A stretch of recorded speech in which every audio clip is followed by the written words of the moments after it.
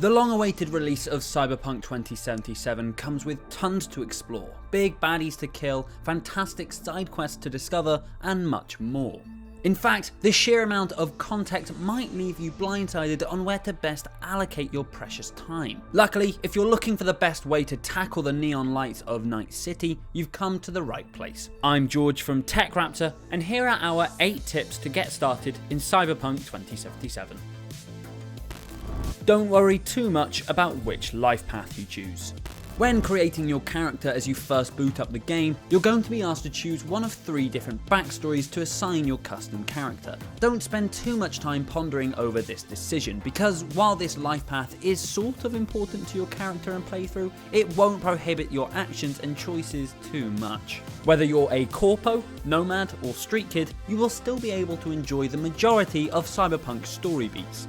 For the most part, this choice is only really to give you a little input into where your character came from before they were plunged into the core narrative. And this exclusive story content only really determines the first 20 minutes or so of the prologue, before they all intersect at the same point. However, each opening does offer up alternate ways for V to cross paths with her partner in crime, Jackie Wells. So if you're curious as to how you might have formed a friendship with Jackie in the life paths you didn't choose, be sure to check out our videos on the opening of each life path.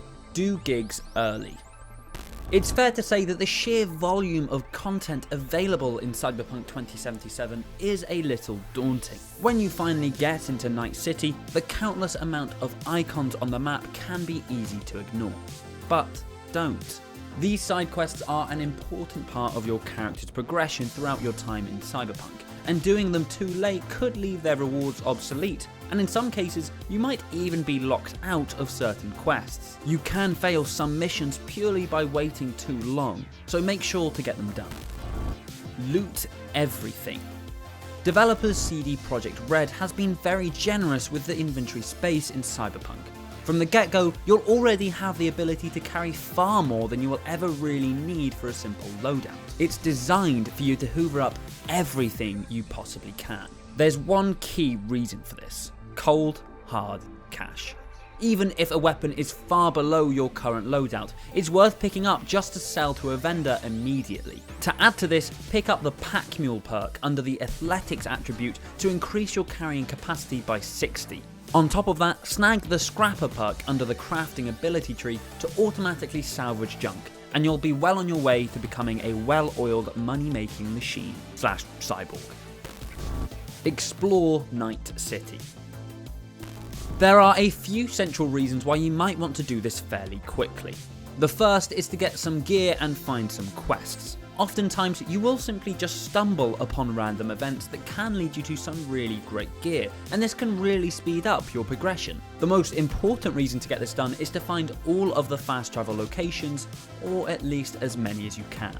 Fast travel locations are signified by dark blue dots on the map, and are automatically activated for use simply by walking past them. Finding a bunch of them will save you a lot of hassle later on, especially when you're mopping up the game's many side quests. Do the optional objectives. Both the main story and side missions have tons of different ways of solving them, and even more ways of ending them. When an objective pops up as optional, you should always do it. This can majorly affect certain parts of the story, and it could also lead to new gear, abilities, and most importantly, experience points. Don't overlook stealth. For a city lit up with the hue of neon, Night City is made much easier in the dark. Stealth is an absolute must if you want an easier time in combat. For both a nice source of XP and income, you'll want to use it as much as you can.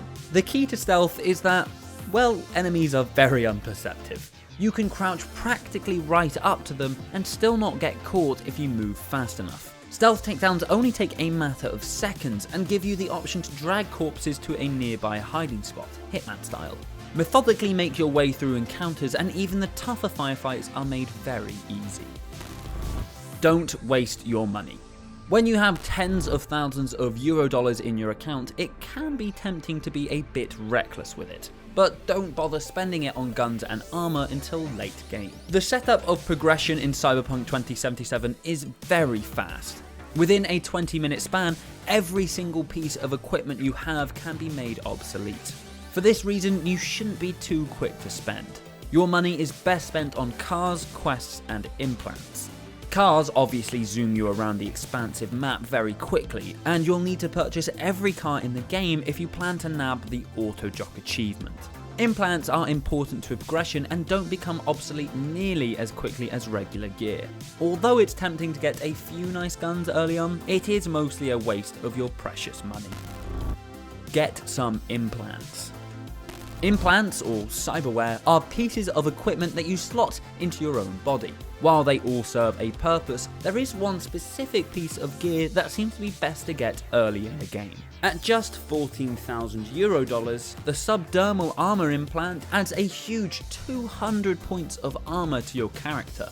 To put this into context, this tripled my armor rating at the time and made fights much easier. And that's just a handful of tips to help you when you're starting out in Cyberpunk 2077.